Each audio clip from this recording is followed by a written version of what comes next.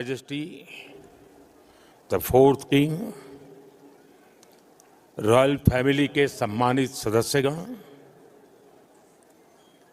भूटान के प्रधानमंत्री जी, अन्य महानुभाव और भूटान के मेरे प्यारे भाई और बहनों, कुजुजांग पोला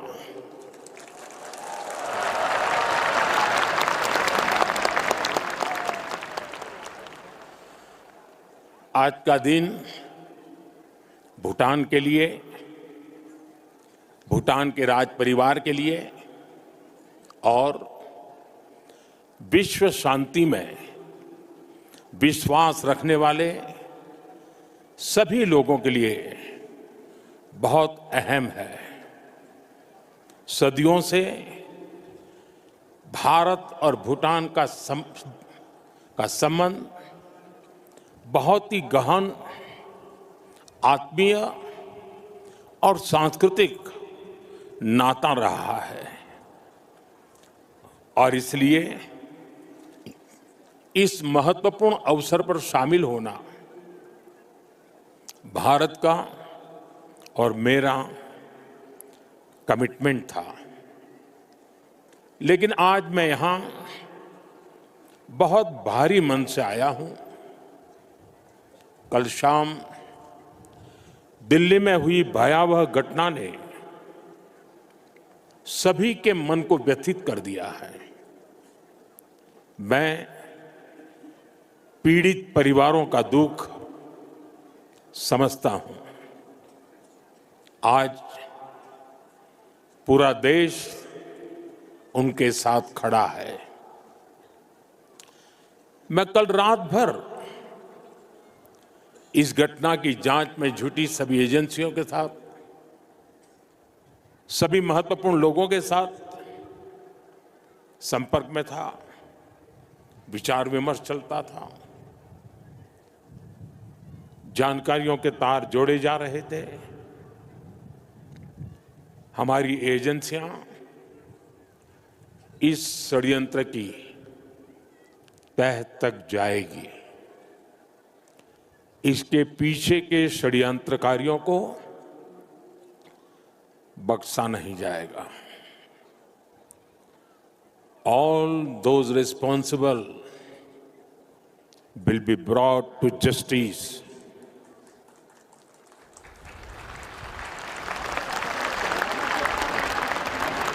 साथियों, आज यहां एक तरफ गुरु पद्म संभव के आशीर्वाद के साथ ग्लोबल पीस प्रेयर फेस्टिवल का आयोजन हो रहा है, दूसरी ओर भगवान बुद्ध के पिपरहवा अवशेषों के दर्शन हो रहे हैं और इनके सबके साथ हम सब his majesty the fourth king के 70वें जन्मदिन समारोह का साक्षी बन रहे हैं। ये आयोजन इतने सारे लोगों की गरिमामय उपस्थिति, इसमें भारत और भूटान के रिश्तों की मजबूती नजर आती है।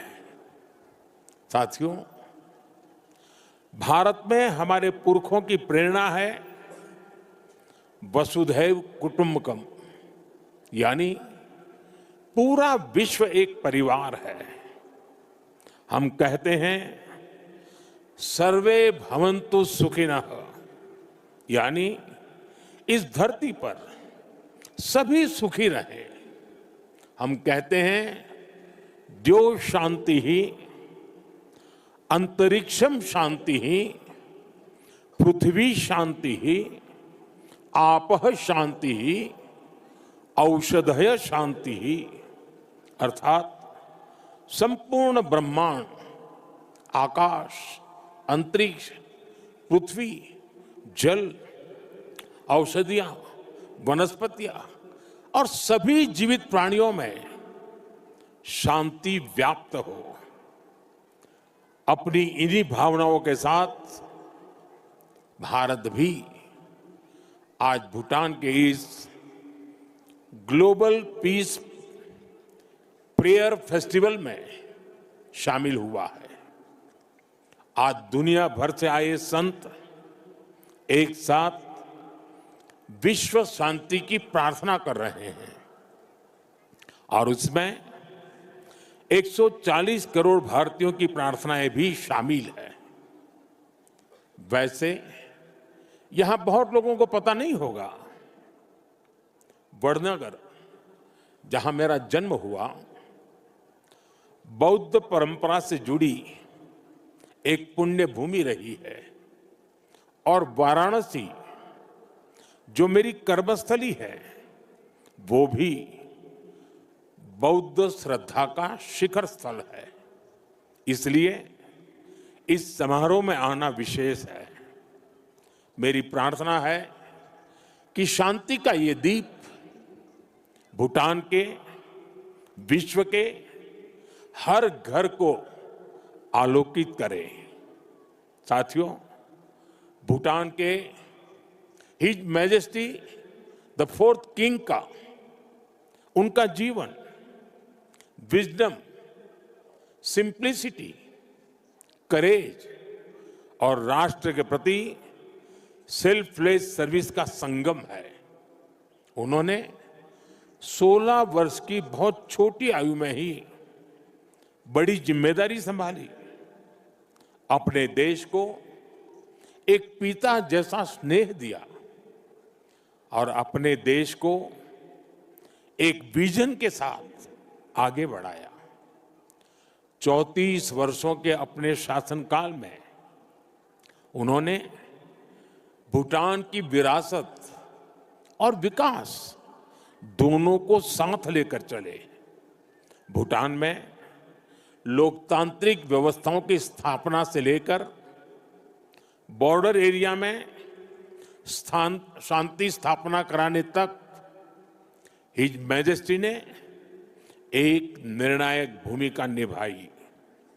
आपने ग्रॉस नेशनल हैप्पीनेस का जो विचार दिया है वो आज पूरी दुनिया में ग्रोथ को डिफाइन करने का एक अहम पैरामीटर बन चुका है।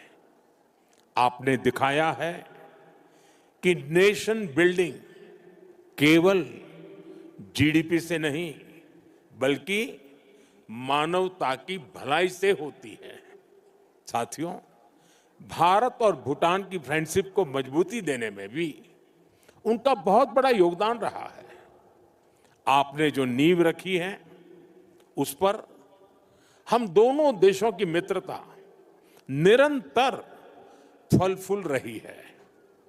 मैं सभी भारतीयों की तरफ से हिज मैजेस्टी को अनेक अनेक शुभकामनाएं देता हूं और उनके बेहतर स्वास्थ्य और दीर्घायु होने की कामना करता हूं। साथियों, भारत और भूटान सिर्फ सीमाओं से नहीं, संस्कृतियों से भी जुड़े हैं। हमारा रिश्ता वैल्यूज का है, इमोशंस का है, पीस का है, प्रोग्रेस का है। 2014 में प्रधानमंत्री पद की शपथ लेने के बाद मुझे अपनी पहली विदेश यात्रा में भूटान आने का अवसर मिला था। मैं आज भी उस यात्रा को याद करता हूं तो मन भावनाओं से भर जाता है।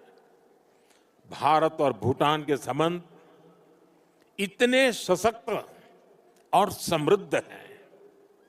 हम मुश्किलों में भी साथ थे, हमने चुनौतियों का सामना भी मिलकर किया और आज जब हम प्रोग्रेस की प्रॉस्पेरिटी की तरफ चल पड़े हैं तब भी हमारा साथ और मजबूत हो रहा है। His majesty the king Bhutan को नई ऊंचाई की ओर ले जा रहे हैं। भारत और भूटान के बीच विश्वास और विकास की जो साझेदारी है वो इस पूरे विजन के लिए बहुत बड़ा मॉडल है। साथियों, आज जब हम दोनों देश तेजी से आगे बढ़ रहे हैं, तो इस ग्रोथ को हमारी एनर्जी पार्टनरशिप और गति दे रही है। भारत भूटान हाइड्रो पावर साझेदारी की नींव भी his majesty the fourth king के नेतृत्व में रखी गई थी। हिज मैजेस्टी फोर्थ किंग और हिज मैजेस्टी फिफ्थ किंग दोनों ने ही भूटान में सस्टेनेबल डेवलपमेंट और एनवायरनमेंट फर्स्ट का विजन आगे बढ़ाया है। आपके इसी विजन की नींव पर आज भूटान विश्व का पहला कार्बन नेगेटिव देश बना है। ये एक असाधारण उपलब्धि है। आज per capita renewable energy generation में भी भूटान विश्व के सर्वोच्च देशों में से एक है। साथियों, भूटान आज अपनी इलेक्ट्रिसिटी 100% रिन्यूएबल स्रोत से उत्पन्न करता है। इस क्षमता का विस्तार करते हुए आज एक और बड़ा कदम उठाया जा रहा है। आज भूटान में 1000 मेगावाट से अधिक का एक नया हाइड्रो इलेक्ट्रिक प्रोजेक्ट लॉन्च कर रहे हैं, जिससे भूटान की हाइड्रो पावर कैपेसिटी में 40% की बढ़ोतरी हुई है। इतना ही नहीं, लंबे समय से रुके हुए एक और हाइड्रो इलेक्ट्रिक प्रोजेक्ट पर भी फिर से काम शुरू होने जा रहा है। और ये हमारी पार्टनरशिप सिर्फ हाइड्रो इलेक्ट्रिक तक सीमित नहीं है। अब हम सोलर एनर्जी में भी एक साथ बड़े कदम उठा रहे हैं। आज इससे जुड़ी अहम समझौते भी हुए हैं। साथियों, आज एनर्जी कोऑपरेशन के साथ साथ भारत और भूटान की कनेक्टिविटी बढ़ाने पर भी हमारा फोकस है। हम सभी जानते हैं, connectivity creates opportunity and opportunity creates prosperity. इसी लक्ष्य के साथ आने वाले समय में गैलेफू और सामर्थ्य शहरों को भारत के विशाल रेल नेटवर्क से जोड़ने का फैसला लिया गया है। इस प्रोजेक्ट के पूरा होने से यहां की इंडस्ट्री का, भूटान के किसानों का भारत के विशाल मार्केट तक एक्सेस और आसान हो जाएगा। साथियों, रेल और रोड कनेक्टिविटी, इसके साथ साथ हम बॉर्डर इंफ्रास्ट्रक्चर पर भी तेजी से आगे बढ़ रहे हैं। हिज मैजेस्टी ने जिस गैलेफू माइंडफुलनेस सिटी के विजन पर काम शुरू किया है, भारत उसके लिए भी हर संभव सहयोग कर रहा है। मैं आज इस मंच से एक और महत्वपूर्ण घोषणा कर रहा हूं।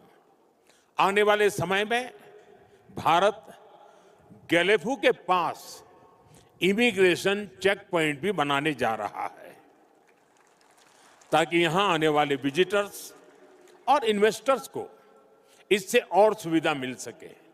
साथियों, भारत और भूटान की प्रगति और समृद्धि एक दूसरे से जुड़े हुए हैं, और इसी भावना से भारत सरकार ने पिछले वर्ष भूटान के 5 ईयर प्लान के लिए 10,000 करोड़ रुपीस सहयोग की घोषणा की थी।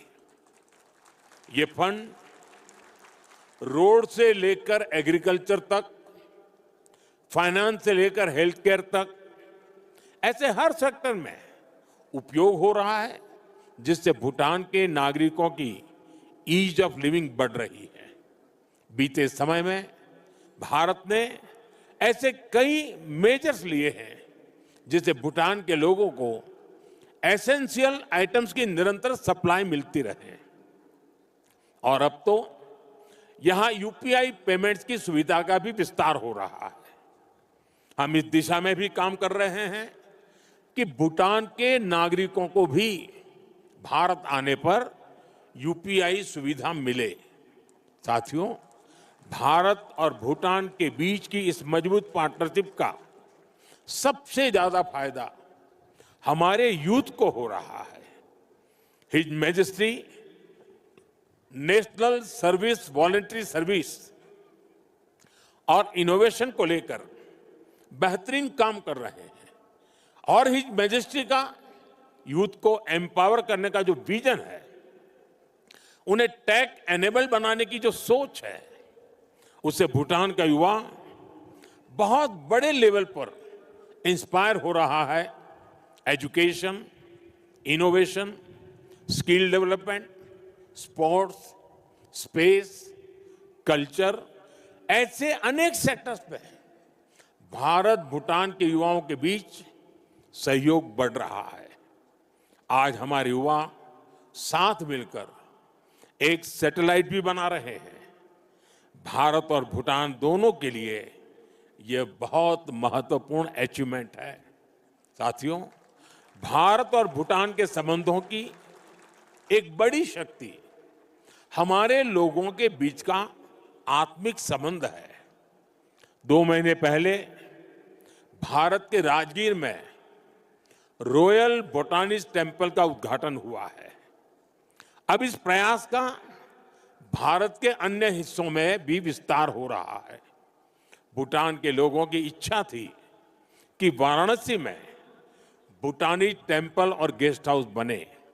इसके लिए भारत सरकार आवश्यक लैंड उपलब्ध करा रही है। इन टेम्पल्स के द्वारा अपने बहुमूल्य और ऐतिहासिक संबंधों को, सांस्कृतिक संबंधों को और सुदृढ़ बना रहे हैं। साथियों, मेरी कामना है भारत और भूटान पीस, प्रॉस्पेरिटी और शेयर्ड प्रोग्रेस के रास्ते पर ऐसे ही चलते रहे। भगवान बुद्ध और गुरु रिनपोछे का आशीर्वाद हम दोनों देशों पर बना रहे। आप सभी का फिर से बहुत बहुत आभार। धन्यवाद।